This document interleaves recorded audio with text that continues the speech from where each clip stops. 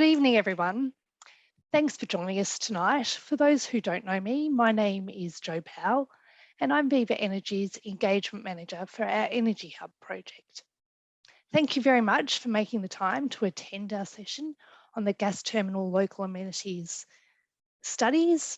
With tonight's focus on local amenities, we would have loved to be with you in person, but unfortunately, due to these challenging times, we have to be flexible. So thanks for being with us for our first webinar. Where we can, we will continue to hold in-person community sessions, obviously in keeping with COVID safe requirements. But as we have said tonight, we'll be trying a webinar. Before we go any further, I would like to acknowledge the traditional custodians of the various lands on which we are all located on today. In particular, the Wadawurrung and Kulin Nation, where I know many of us are dialing in from. I also acknowledge any Aboriginal and Torres Strait Islander people participating in this webinar. I pay my respects to elders past, present and emerging. With the new format of a webinar, we have allocated an hour to discuss the local amenity studies. To guide this discussion, we have a panel. This panel consists of Rob Mackey, the Gas Terminal Project Manager, who will discuss the project and plan construction. And then we have three experts from ACON who have completed the local amenities studies. Jacqueline Davies will discuss noise, Lucia Martin will provide an overview on traffic and transport, and then Paul Gregg will talk through air quality. Once we have heard from the panel, we will then open up to answer questions. To do this, you just need to click on the Q&A button, which is at the bottom of your menu screen. We will focus on questions related to the amenity studies and construction. Then, pending time, we'll cover more broader project questions. Thanks again for joining us. And to kick off, I'd like to introduce Rob.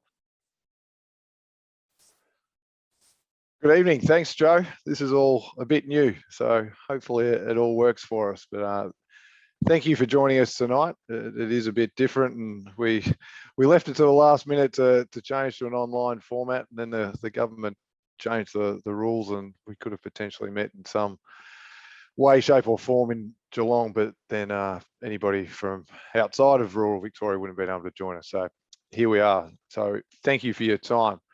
I know there's some people here on the call probably have seen this shot and they understand the project, but for those who don't, I will just run through it quite quickly. You can see from this aerial shot where the terminal will be located there on the left-hand side of the screen. It's in the existing Geelong port, adjacent to our refinery in an industrial area, and our closest residential neighbours are about 1.2 kilometres away from us to the south, which is towards the top of the screen, and then to the north, which is towards the bottom of the screen as well.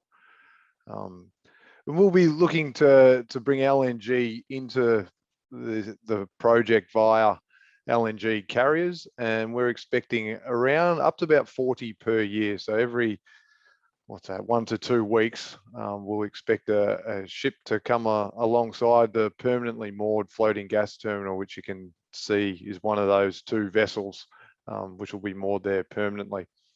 From where the gas will be, or the LNG, the liquefied natural gas, will be regasified, and then it'll go into the pipeline. And you can see the white line there running along the jetty across our refinery. And then it'll go underground into the Victorian transmission system, where it'll be used in homes and businesses. So we've got 4 major scopes. So yep, that's working beautifully. So we've got the floating gas terminal permanently moored, and then that refinery pier extension. So at the moment, we've got 4 berths at our refinery pier. We've got the main central arm, and then one to the south, and we're proposing a new jetty extension to the north. And then within the refinery, we've got a treatment facility where we'll have odorant injection and nitrogen injection, as well as a metering station. And then there's a new pipeline which will join us into the Victorian transmission system. So that new pipeline's around about 6.5 kilometres long, 2.5 kilometres above ground, and then around about 4 kilometres below ground. So tonight, what I'm going to talk briefly about is the construction of this new jetty and the localised dredging that goes with it. And then I'll hand over to some of the experts who are working on our project and have conducted some of the environmental studies to support the EES.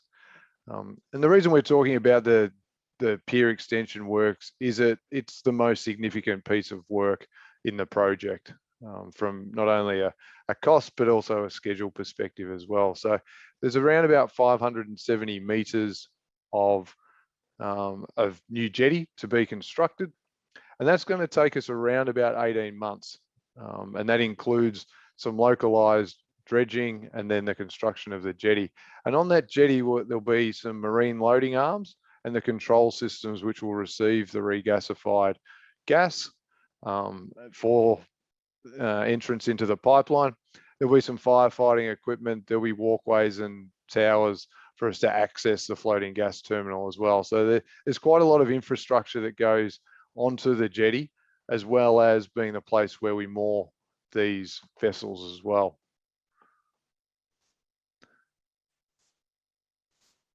Normally I'd pause for questions before we flick over slides, but as Joe explained, we'll take all the questions at the end.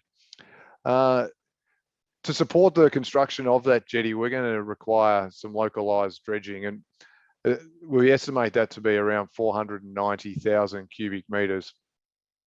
Now, that sounds like a big number, but when you compare it to other dredge campaigns and the size of Corio Bay, it's really quite small. There was a Corio Bay channel improvement program back around 20 years ago, which was about 10 times the size of it. And people may remember the Port of Melbourne Channel Deepening Project, which was about 23 million cubic meters, so much bigger than what we're planning. And I think the next slide shows that quite well, where you can see around our existing refinery pier where the dredged area already is, and then the additional dredging that we require. And it's to fit the floating gas terminal and the LNG ship alongside it, but then also to have enough room so that these ships can turn around and then exit and enter through Corio Bay. We think that dredging will take us around about 8 weeks to complete, and the spoil from that dredge will be disposed at within the Ports Vic now area over at Point Wilson. And we'll continue to work with Geelong Ports and Ports Victoria as we plan this operation. And they've been involved to date in terms of optimising the size of that dredge footprint and undertaking studies and simulations to ensure that the ships can safely berth and leave as well. So that's quite a quick overview of the construction of the pier and the dredging. I'm going to hand it over now to a couple of experts who are working with AECOM, our environmental consultants, around who have undertaken some studies. And I think it's really important to remember that we're following the environmental effects statement process here in Victoria. It's a really formal and rigorous process regulated by the government. And that's taking us about 18 months from when we started it back in, well, it's probably October or November of last year, through to when there's a decision handed down sometime in the middle of next year. And our aim is to minimise the impact of the project on the community as well as the environment. So we're undertaking, I think it's about 17 of these types of studies, and we're committed to sharing these results as they come through, and hence why you'll see some of them tonight. We'll put the summaries on our website so you can look at them again, you can share them, other people can have access to them as well. And I think it's important to note that the studies look at both the construction phase when we'll be doing the work, but then also in the operational phase as well. So with that, I'd like to introduce you to Jacqueline, and she's been in charge of the noise and vibration studies. Thanks, Jacqueline. Thanks, Rob. Good evening, everyone. I'm going to talk to you today about the noise and vibration study as part of the project.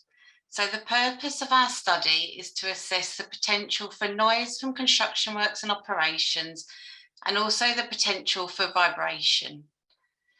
We followed a number of steps for the project as part of our methodology. So firstly, we undertook noise and vibration monitoring to verify existing conditions at sensitive receptors. We've determined noise criteria in accordance with Victorian legislation.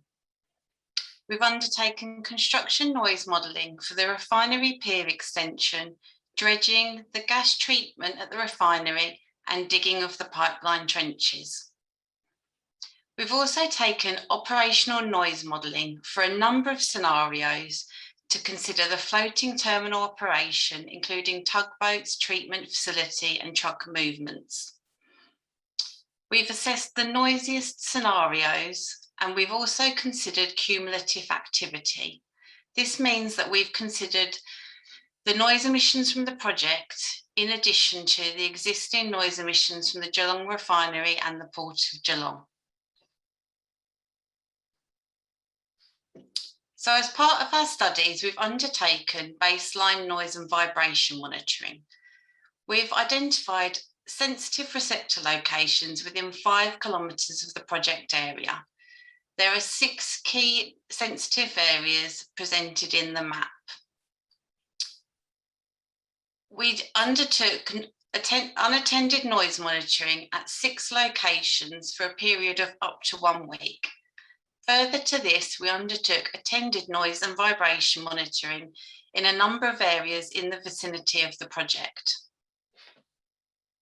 Examples of noise-sensitive receptors include residential areas, schools, aged care facilities, and hotels.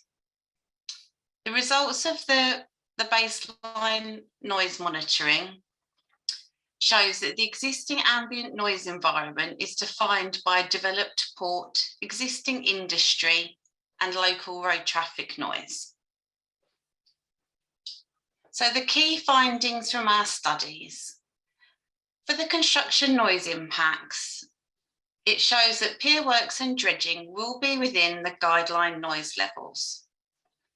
The treatment facility is also predicted to be within guideline noise levels for the day period.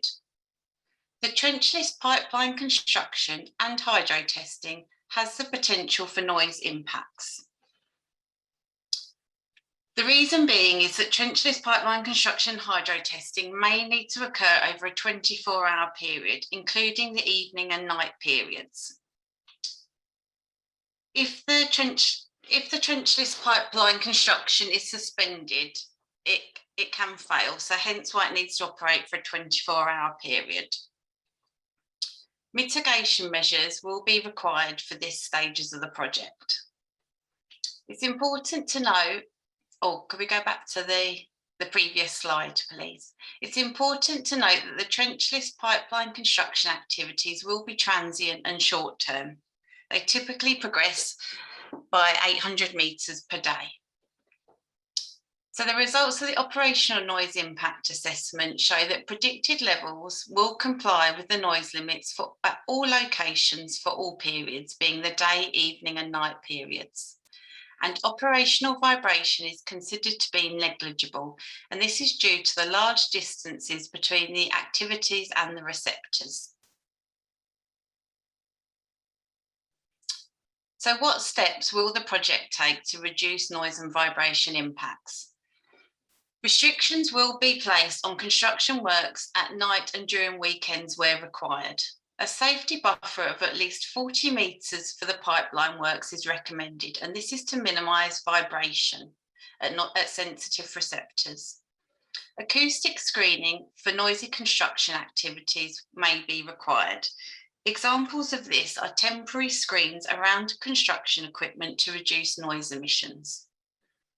Noise and vibration monitoring will also be implemented during the construction programme. This is to verify noise levels and ensure that they achieve EPA guidelines. Best technology will be selected to reduce noise. For example, the quietest, most efficient machinery available. For example, for the dredging, the project will adopt machinery similar to that used in projects like the Port of Melbourne, where equipment's known to reduce noise emissions. Scheduling of equipment and activities will also be critical for the project for both construction and operation, and this is to ensure that noisy activities will not occur at the same time. There will be next slide, please.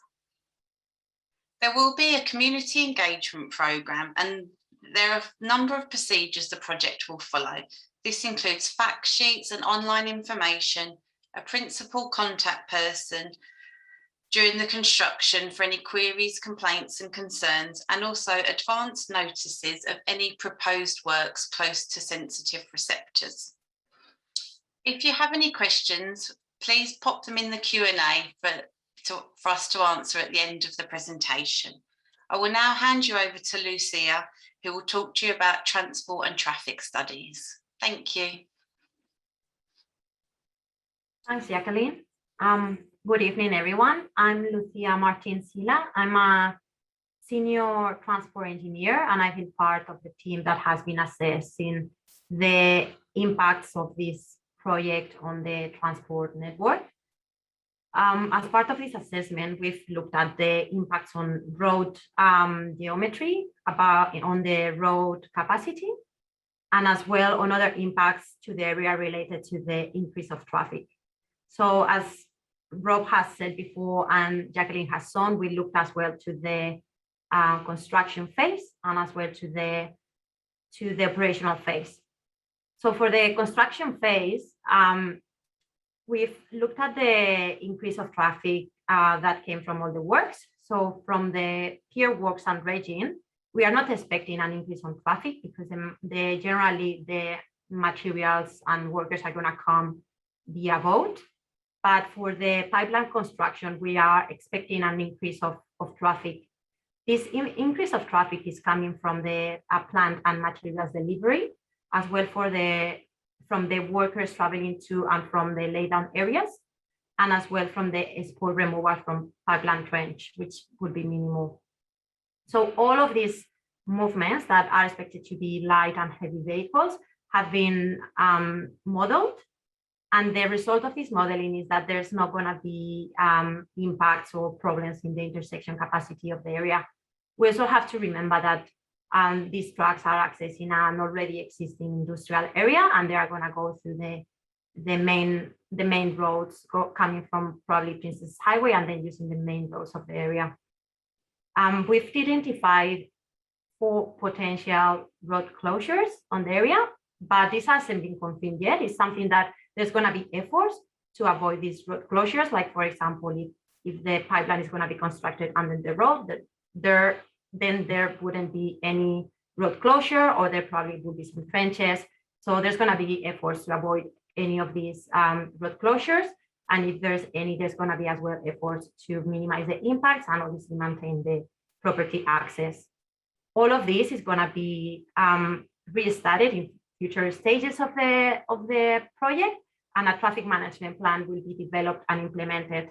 So this plan is going to be prepared just to minimize any impact that can be on the general transport network due to the construction, and as well any impact to the local residents or any services that are around the area. So in order to prepare this, local residents are going to be consulted. And apart from traffic, there's going to be other considerations such as parking, pedestrian and bicycle movement, public transport, facility access, and emergency access. For the operational phase, we are also looking at the increase of traffic, which is going to be negligible. The workers that are going to be required for this phase are going to be minimal. And we have identified increase on heavy vehicle for the nitrogen trucks to access the refinery that are going to be up to 8 trucks a day. These trucks are going to be coming out of working hours, and they are going to be using the existing access roads to the refinery via the refinery road, which is, we can see the access on the image on the left, and as well through Shell Parade on the picture on the right. So yeah, overall the impacts of this is gonna be negligible. On top of that, there's gonna be the development as well of a traffic management plan, which are gonna consider other aspects like impact on road surface, or as well other bus routes around the area, or other impacts that can have these trucks by moving around the area. So again, that's something that is going to be again revisited to reduce all the minimal impacts that can happen in the area. And I'm now going to hand to Paul Greg, that is going to run us through the air quality studies.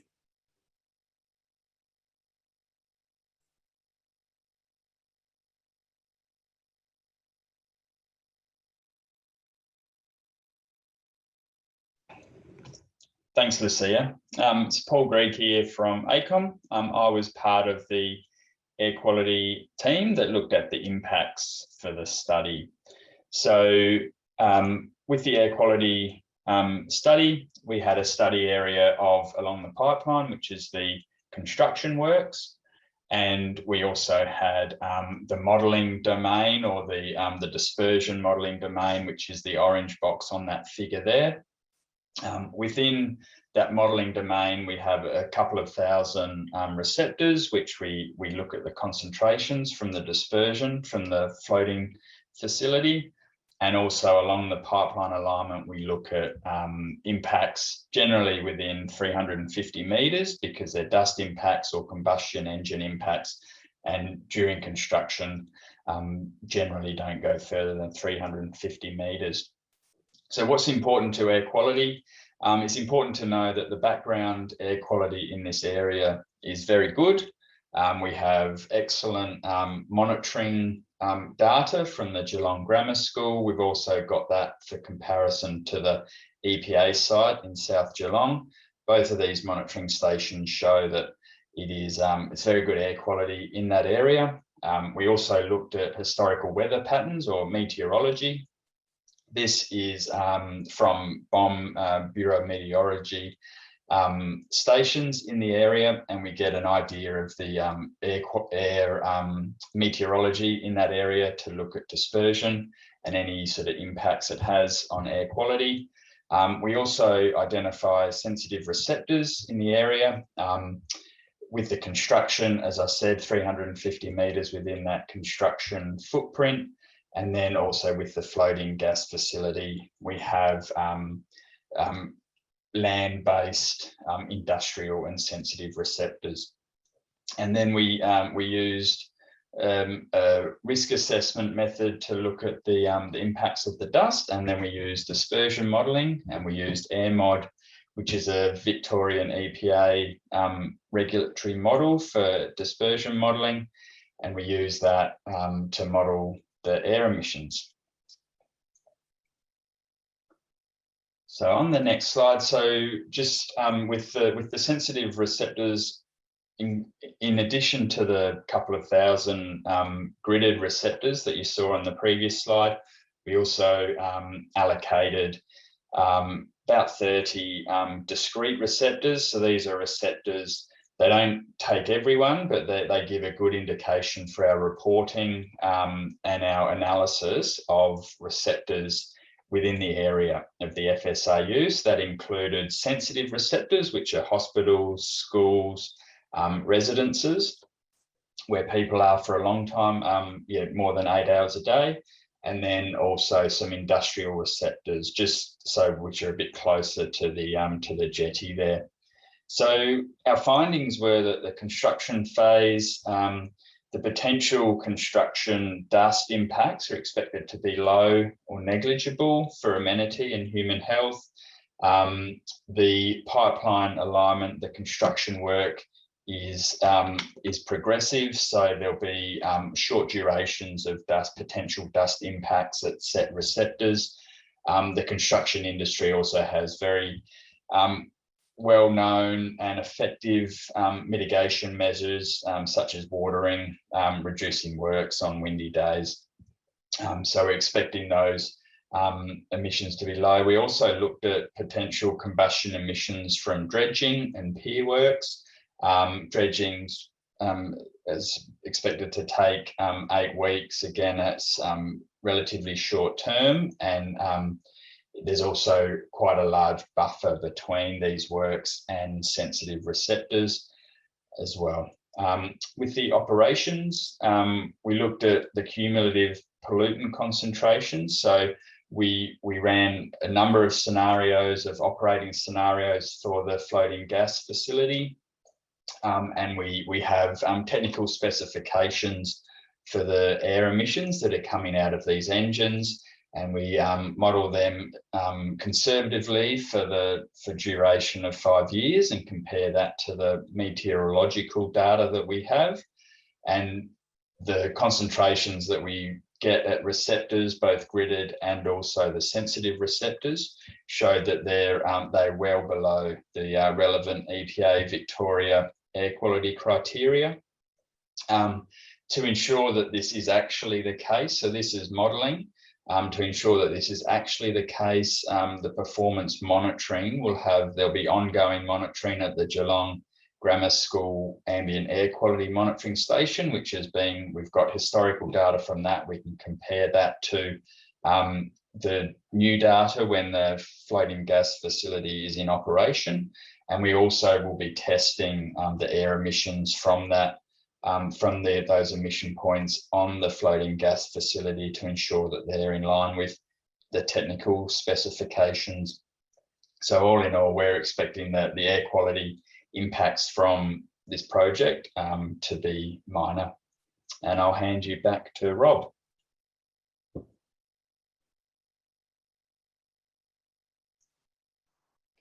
Thanks, Paul. There we are. And thanks, Lucia and Jacqueline as well for those summaries. Really appreciate that. And just before we get into the formal Q&A period of tonight, I just thought it'd be worthwhile just reminding folks around when community feedback and consultation, or how it's occurring for this project. And there's really 2 aspects to it. There's a formal process, which is driven by the EES, where there's specific opportunities for public to comment and submissions, and they're advertised, and that's run through DELP, and the website's there. And then our technical study summaries will be posted to their website. But then there's also the ongoing engagement and the less formal, I suppose, which is similar to tonight. Tonight we're online, but other opportunities are at community centres, shopping centre booths. We're meeting with local stakeholders regularly. And then we've got social media posts and websites and email updates as well, if that's more what you're looking for. And as well as that, we'll be liaising directly with local residents along the pipeline route as well as we further develop the project. Thanks, Rob. And I'd also add that if there's any point that you would like to come and speak to the project team, please reach out, and we're more than happy to do that one-on-one or with local resident groups and so forth. So, this is a big project for Viva and the refinery, and we're really wanting to be a part of the community, and we hope that reflects the engagement that we've had with the local community over the last 67 years since we've been a part of Geelong's community.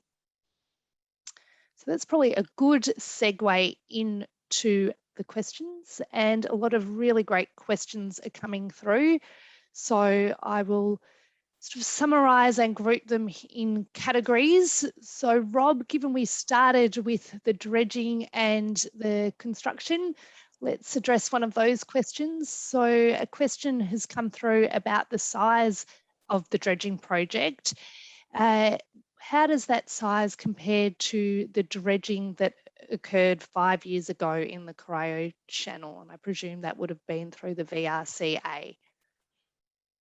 Yeah, we've got some data from VRCA around their dredge programs, and they run quite regularly. So I think the one 5 years ago was around 250,000 cubic meters, so a little over half of what we're proposing. And it was quite close to our most southern berth at the refinery, is kind of between there and Lascelles.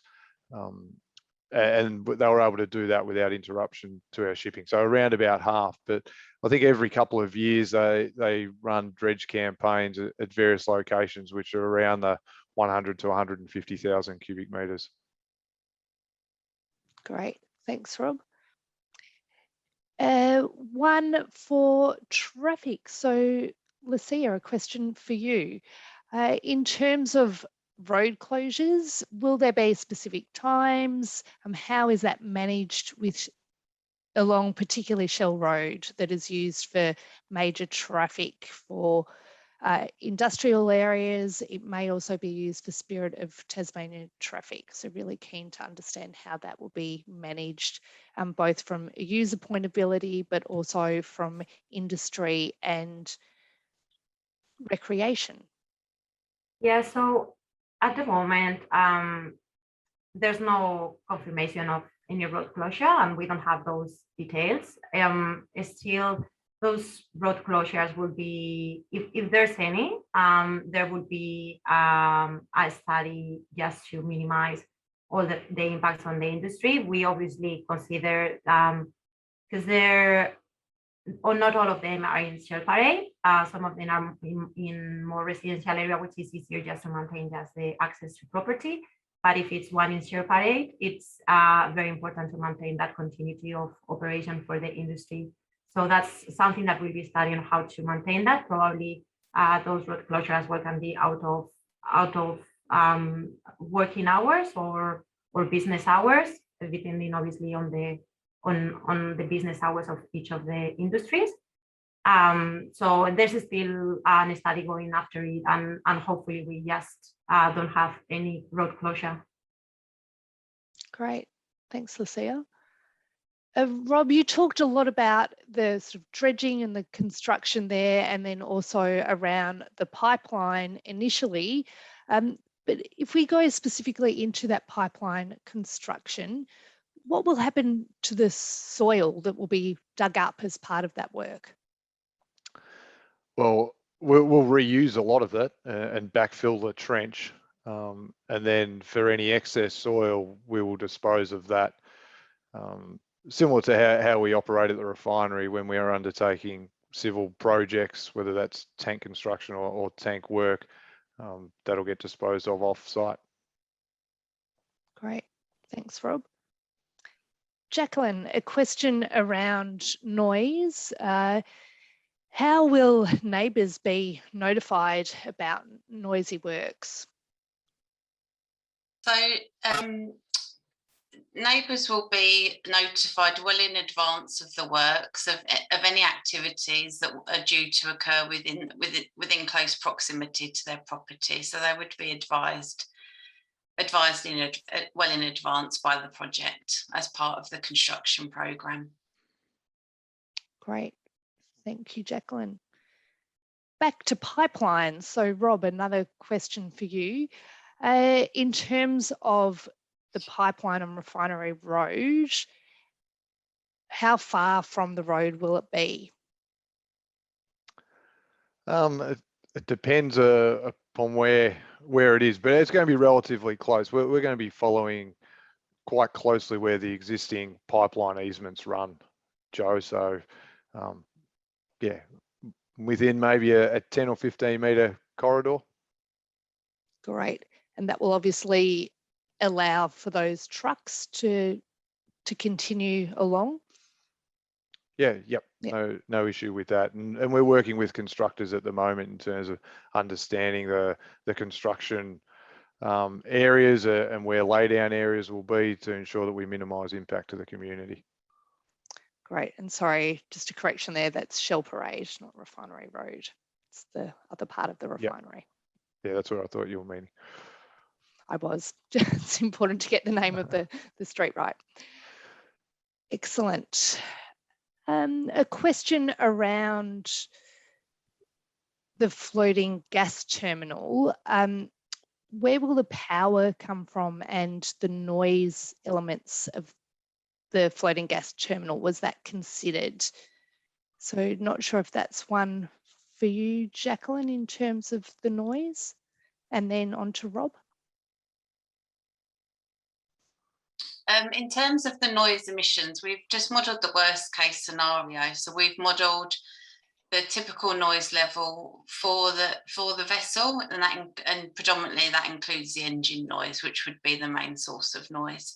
So we've modelled that as it's operating, and then Rob may be able to help with the duration of how long that's expected to operate. Yeah, thanks, Jacqueline. We're expecting that the unit will operate for around about 50% of the year in terms of days, so call it 180 to 190, and there'll be gas generated power. So that's what we've modelled for the noise as well, so that it's relatively a quiet operation. Great, thanks, Rob.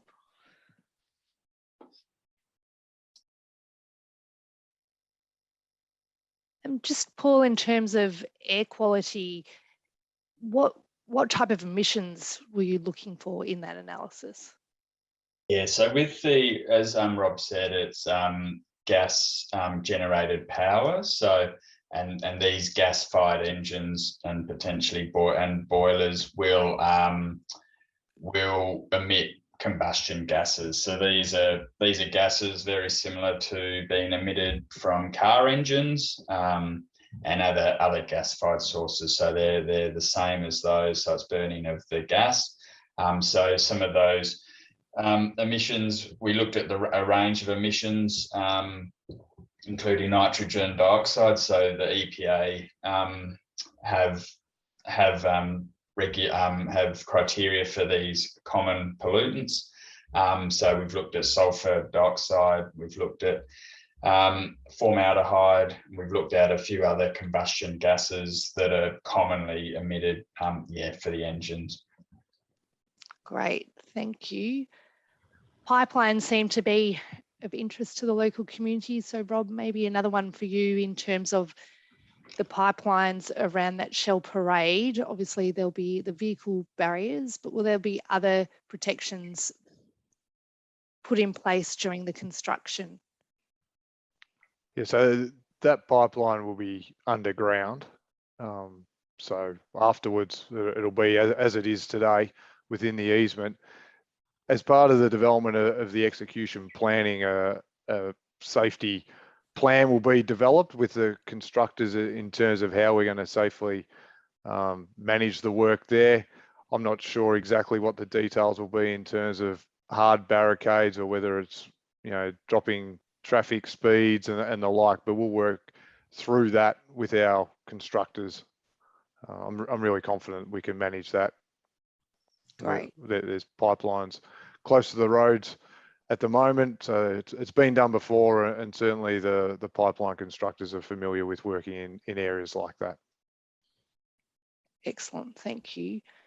And Paul, another one in regards to air quality. Obviously the engines will be running as part of the floating gas terminal. So, does that impact on air quality and air emissions?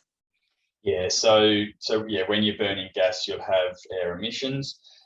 What we did, we modelled 6 scenarios. So we've got a full load scenario where all the engines are running at 100% load, and we looked at the potential impact of that. We also looked at hotel mode when it's minimal, just enough gas burning for powering the ship, and then 4 other scenarios in between. So yes, there will be continuous emissions from there, but our modelling shows that the full load scenario had very low impact to receptors in that area. Great, thanks, Paul. Just a question in relation to the noise and vibration, so potentially one for you, Jacqueline. Was there considerations, obviously, that on human impact, but also on natural habitat or does that get picked up in other studies? Yes, so that will be identified in the ecology studies, and the results of our noise and vibration monitoring will be used as inputs into the ecology studies. But that's separate to our assessment. Great, fantastic. So we've answered a lot of the project questions. In terms of, there's a question around the safety distances. So Rob, do you want to answer that one? Yeah, sure. So in terms of safety distances for the LNG carriers coming into Corio Bay, we'll work with Port Vic on that closely. And certainly they're familiar with bringing in all sorts of materials. And often the question is raised about other areas around Australia where LNG is manufactured and then exported. And similar to other places, we'll be looking at speed restrictions, we're looking at escort tugs and the like. So we'll continue to work with Ports Vic on what the requirements are, as well as the federal government around security requirements as well. So we're engaged with those organisations at the moment. Great, thanks Rob. And does that cover sort of exclusion zones? Yeah, so in Gladstone, for example, their exclusion zones relate to when the LNG ships are in port, and up there they'll be being loaded. Here they'll be being unloaded, and it's not dissimilar to how our existing refinery operates today, where there's an exclusion zone around our refinery pier where the ships berth. Great, thanks Rob. There's a specific question here, Rob, that's just come in talking about the section of road around Shell Parade. I think we've actually covered that. Sorry, I'm just going through these questions at the moment. So we'll come back to that question. Just a question to the attendees. We are sort of coming to the end of a few questions. There's a couple more broader project questions coming in. So if you do have specific project questions, please send them through and we can, specific study questions, send those through and we can answer those now, and then we'll move on to the broader project questions.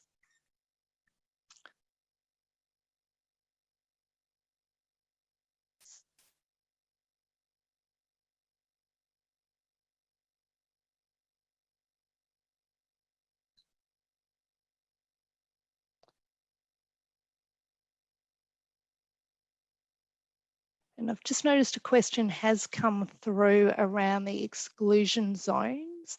We do have that information of the current exclusion zones on the safety section in the gas terminal website. So we can share that link following this meeting. More than happy to do that. So I think we've got the existing exclusion zones, right, Joe, as well as a preliminary proposed exclusion zone, what that may look like with the additional jetty berth. That's right. The general project question, and it's probably a good one for you, Rob. If you want to maybe outline to our attendees about what Viva's doing in terms of greenhouse gases and how the project is assessing those and how that links into government policy, particularly around what the Victorian government's saying and more broadly. Yeah, so we're undertaking a greenhouse gas emissions study as part of the EES, and that looks at scope 1, scope 2 and scope 3, and we'll address that, and the team at AECOM have been engaged to do that work for us. As an organisation, you know, we're fully aware that we need to do and take some action in this space as well. I think it's a community expectation, it's a shareholder expectation as well, and our organisation certainly putting more resources into this area. And as Viva Energy, our refinery is by far and away the biggest contributor to greenhouse gas emissions. So there will be a focus at Geelong, and we're looking at how we can make our processes more efficient and less of a carbon footprint. And so that's one aspect. And then we're looking at potential offsets. And at the moment, an example is that the refinery's got an agreement for power through a wind farm. I think we're looking to expand that in the future. We're looking at carbon offsets as a way of also helping our overall carbon footprint as well. And those things are all in play on this project also. And as part of the project development, we're looking at opportunities to reduce our carbon footprint wherever possible, whether that's where materials are manufactured, whether the workforce is going to work on the project, where they come from, the equipment that we use and the like. So it's certainly at the forefront of our thoughts, Joe, and it's certainly got a different take on from a project perspective from doing projects 10 or 15 years ago. Absolutely, thanks, Rob. And that's obviously going to be a big focus of the work that we're looking at coming up in the future studies, but also as a business, how we really transition into this new energy future, which Viva is really excited to be a part of. And I think that really is demonstrated by the whole concept of the energy hub. So we're really looking forward to being a part of the future. Great, there aren't many more questions. So Rob, do you want to give a bit of an overview about some other studies that are coming up that we'll be looking at and presenting to the community as the work progresses? Sure, you might need to remind me about them, Joe. I know we've got a lot underway. We do, Rob. So one of the next ones that is coming up and that we will hopefully be talking at the next community meeting, which is in October, is around the social and business impacts assessment. And as we mentioned at the last session, our consultants and experts are currently speaking to various community members to get their views, and that is being collated at the moment. So we're really looking forward to talking about that. We are doing more work in the climate change and greenhouse gases space, which we're looking forward to sharing, because we know that this is a really important topic. And as Rob has highlighted, we really need to be involved in this discussion, and we want to be. So they're sort of some of the key ones coming up, and that's probably a good segue into the community consultation that we have planned. We have had a few shopping booths that have been postponed due to COVID restrictions, but we are hoping that they can happen in the next month or so. So we do have plans to be at the Westfield Community Shopping Centre on the 30th of August, and also the Corio Village Shopping Centre on Thursday, the 16th of September. And as I mentioned, we do have the community meeting on the 11th of October at the Geelong Library and Heritage Centre.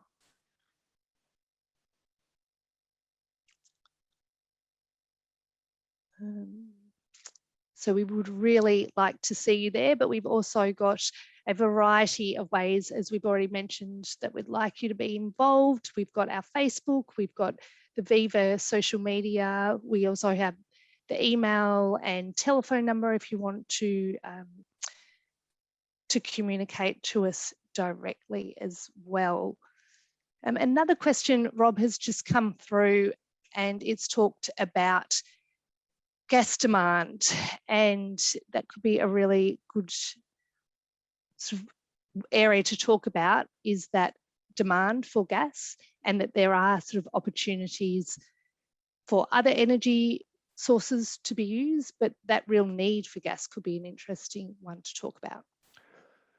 Yeah, sure, Joe, and that really is one of the fundamental aspects which underpins this project is the need for gas, and Victoria is the largest user of gas within Australia, and it's because we've had plentiful supply coming out of Bass Strait for 50 or 60 years. So if you look at it, we use more than twice as much as New South Wales, I think it is, who's the second biggest consumer of gas in Australia. And what's happening is that the supply in Bass Strait is falling, and it's forecast that there is going to be a need for significant amounts of gas in Victoria for many years to come. And this project really meets that shortfall that's predicted to occur in Victoria sometime in the mid-2020s.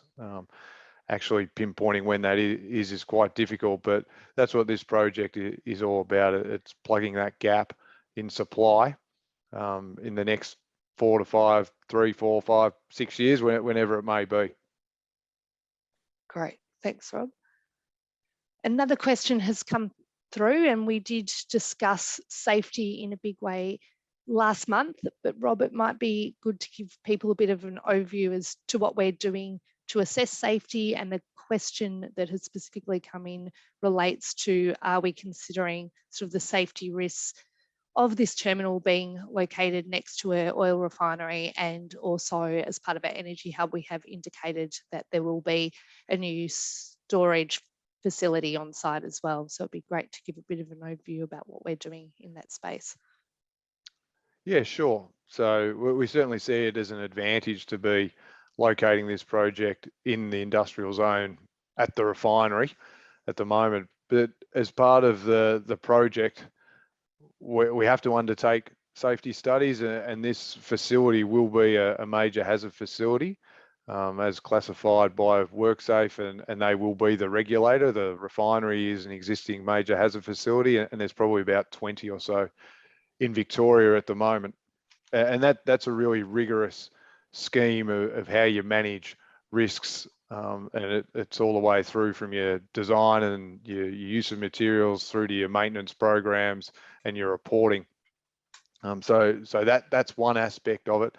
As part of the development of the project, we'll be undertaking what they call quantitative risk assessments, which is understanding the risk, which is a consequence of an incident, and combined with the probability of that.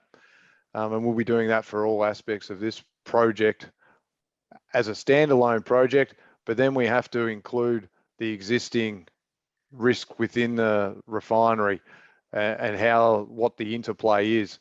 And that's a significant amount of work to be done, and we're underway with the safety studies. At the last community session, we showed the initial results for the gas terminal and the LNG carriers, and in the last month we've started to develop more of the work around the pipelines and the facilities, and then the last piece of the puzzle will be combining that with the existing overlay within the refinery and reporting out on that. Great, thanks, Rob. And just to clarify, because there's been a further question around that, is talking about how much the safety risks actually increase with all of these cumulative effects. And it'd be great to understand, I guess, how they increase, but also what we're doing to make that assessment, because I know it's a lot of work that is currently underway. Yeah, so what we have to do is understand if the risk does increase, and then if it does, what we can do to reduce that to, the technical term is, as far as reasonably practicable. So what else can you do? Now that may be relocating equipment, it may be altering the design, it could be putting in other mitigations, whatever that may be. So it can be quite iterative to do the work, get the results, come up with some plans to improve the outcome, and then go through that all again. So it does take some time, and I think we'll be in a position to communicate where that's gotten to within a couple of months. Great. And so, Rob, that work's currently underway. Yep. Yeah, fantastic. Great. Well, with 3 minutes to 6, it feels like we've gone through most of these, or all of these questions. So I would really like to thank the panelists, but also the community members for joining us tonight. As we've mentioned, this webinar is a bit of a new way for us in engaging with the community, and it would be really great to get your feedback on this new approach. So there is actually a survey at the end of the call, and would really encourage you to complete that survey so we can take it on board as we develop up new and existing ways to continue to engage with the community on this project. But please, thank you very much for coming along, and we really appreciate your time and involvement, and keep safe. Yeah, thank you, everybody. Appreciate your time.